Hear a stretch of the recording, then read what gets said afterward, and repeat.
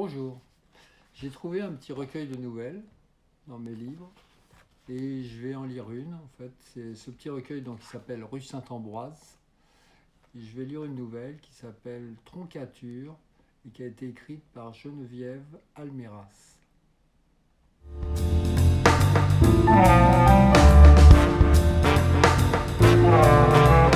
Il y a du monde au musée Andy Warhol. C'est la première fois que Lila voit des gens dans cette salle.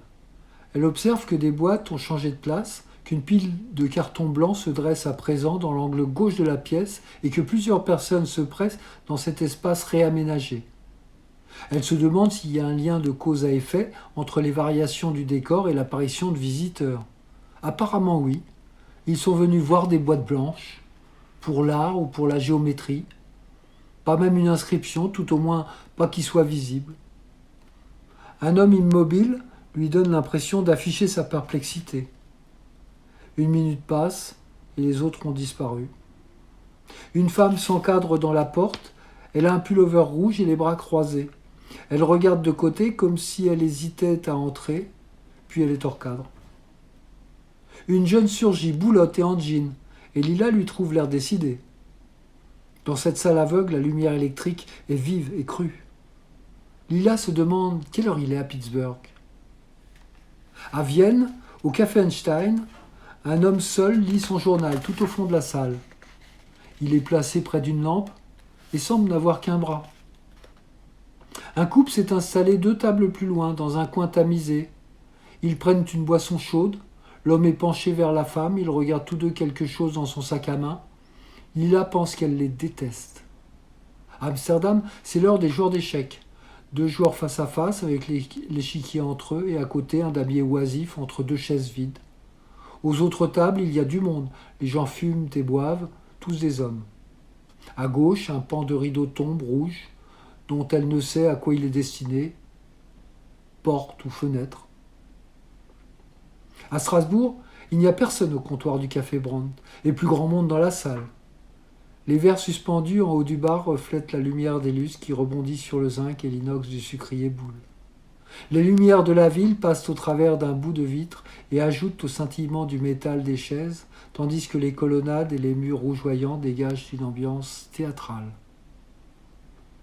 Les 3 femmes qui ont passé une bonne partie de l'après-midi à la table la plus proche sont enfin parties, sans doute depuis un certain temps, rentrées chez elles certainement pour retrouver leur famille. Elles ont parlé si longtemps. Est-ce qu'elles ont toujours autant de choses à se raconter, ou est-ce qu'elles ne se sont pas vues depuis des mois ?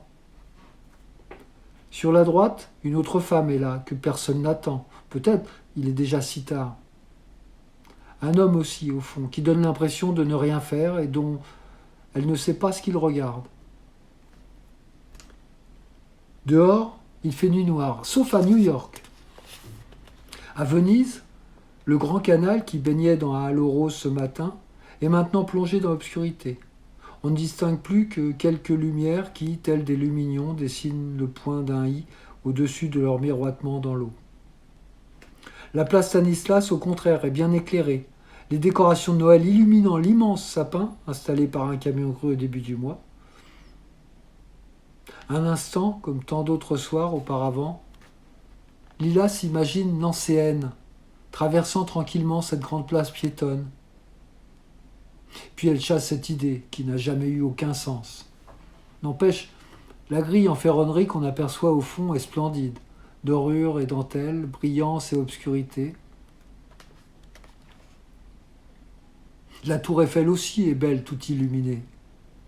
Porte de Vanves, un tramway passe de temps à autre sur la bande de verdure, entre les feux des phares de voitures.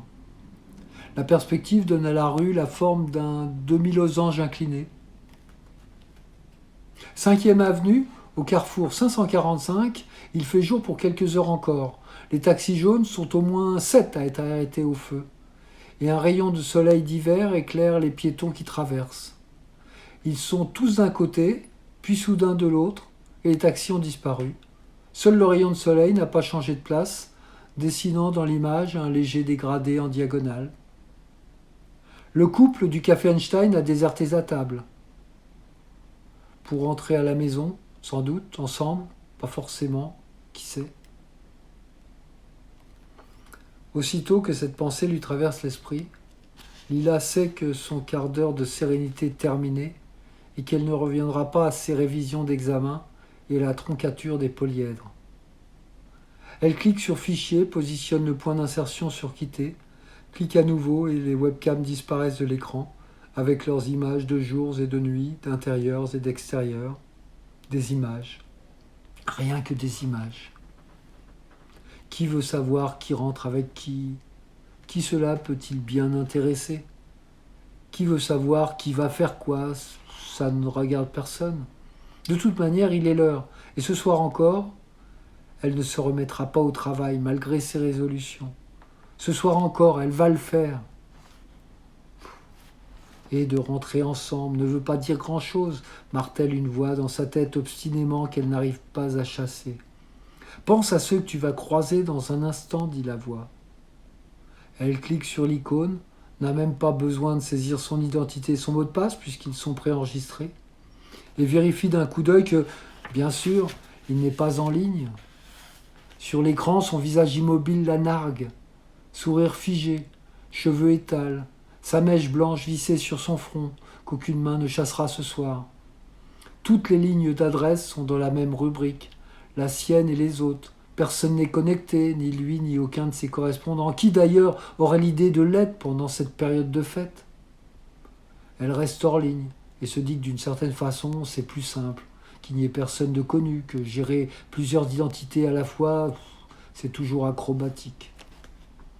Cliquant une deuxième fois, elle fait apparaître une deuxième fenêtre identique, la positionne de l'autre côté de l'écran et saisit l'identité de son double. Mila Love, puis le mot de passe. Là, il y aura du monde, il y aura du passage, elle le sait, puisqu'elle est visible par tous les connectés, y compris de parfaits inconnus qui ne connaissent d'elle qu'une liste de centres d'intérêt préétablis sur laquelle elle a coché la rubrique partenaire. Elle a immédiatement un message, une fenêtre s'ouvre, puis un deuxième onglet. En 30 secondes, elle est assaillie. Le premier interlocuteur se comporte en habitué, il devait être là les jours précédents. Elle répond à son bonjour, supputant déjà à l'affichage que ce mot-là serait le seul mot propre de la conversation qui allait s'ensuivre. La déferlante démarre, missives en direct, clignotement d'écran, demande de conversation audio, vidéo, qu'elle refuse systématiquement. D'une seconde sur l'autre, les messages tombent en rafale, ne lui laissant pas le temps de respirer.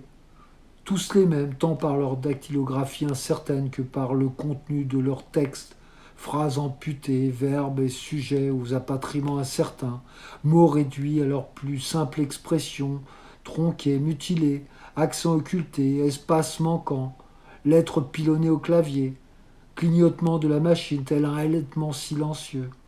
Elle répond du tac au tac, cliquant d'un onglet sur l'autre, n'utilisant parfois qu'un signe de ponctuation, un point d'interrogation ou d'exclamation tapé au hasard, comptant sur l'interlocuteur pour lui trouver un sens ou ne pas s'y arrêter. Que leur importe ce qu'elle peut avoir à leur dire en réalité. Il ne voit d'elle qu'une photo aguicheuse qui ne la représente même pas, et le clignotement d'un message qu'elle renvoie, cliquant des réceptions sourds et aveugles à ce qui n'est pas la nécessité de l'instant.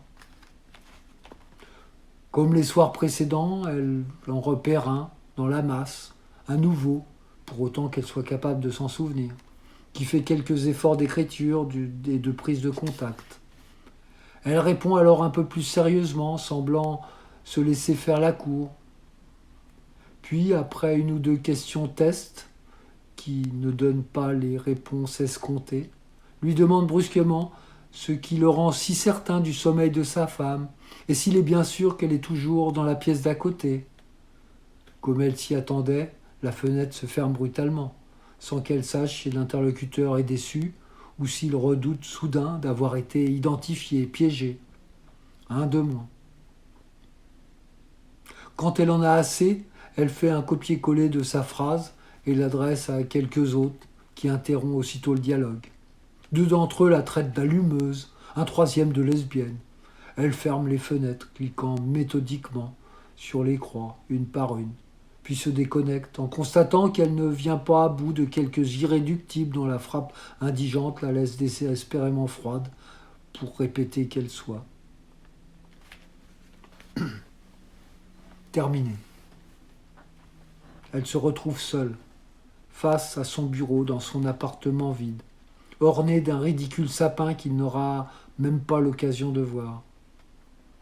Sur l'ordinateur, la photo du Grand Canal dans sa lumière rose des matins d'hiver la nargue.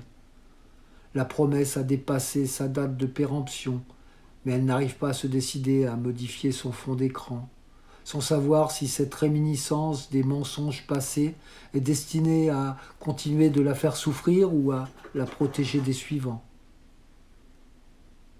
Et les quelques clics qui permettraient de changer la photographie n'ont de toute manière pas le pouvoir de gommer une année de sa vie.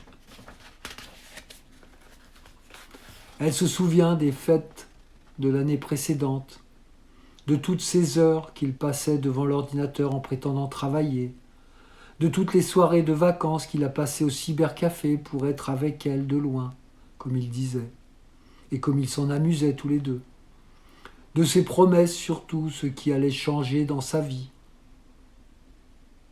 Elle songe à toutes leurs nuits écourtées par ces soirées de tête-à-tête électronique qui démarraient après minuit, à tout ce temps passé devant l'écran.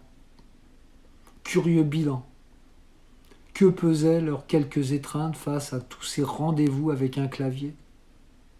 Et que conservera-t-elle de leur histoire? Elle ne connaît même pas son écriture, après tout ce temps passé à correspondre. 10 000 je t'aime phonétiques, pas un seul en toutes lettres, puisque 3 suffisent. Le verbe aimer réduit à son caractère central, comme si d'emblée leur histoire avait été programmée pour n'avoir ni vrai début, ni véritable fin. Comment ne l'a-t-elle pas pressenti?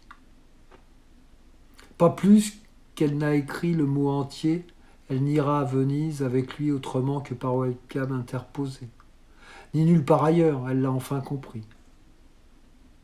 Elle ne sait même pas où il est en ce moment. À Nancy ou parti pour les fêtes?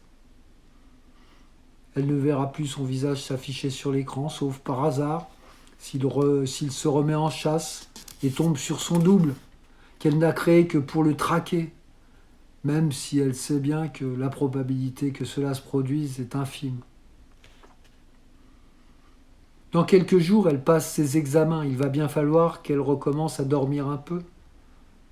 Elle arrête l'ordinateur et voit disparaître la photo du Grand Canal et le rose du ciel de Venise et de ses illusions. Au moment où la lumière de l'écran s'éteint, son studio rétrécit d'un coup et lui semble une petite boîte dont on aurait limité les angles, le polyèdre tronqué aux issues colmatées et à l'oxygène raréfié. En se levant de son siège, elle sent ses jambes flageoler, se reproche l'heure qu'il est et se dit que scotchée à cet ordinateur, elle vit comme si on l'avait amputée des 2 jambes et de la moitié de son cerveau. Elle lève les yeux, voit les lumières de la ville par la fenêtre, essaye d'amenuiser le cadre en reculant un peu, songe à la photo de paysage urbain qu'elle pourrait faire ici de jour comme de nuit, et se dit que de son 8e étage, la vue est belle aussi.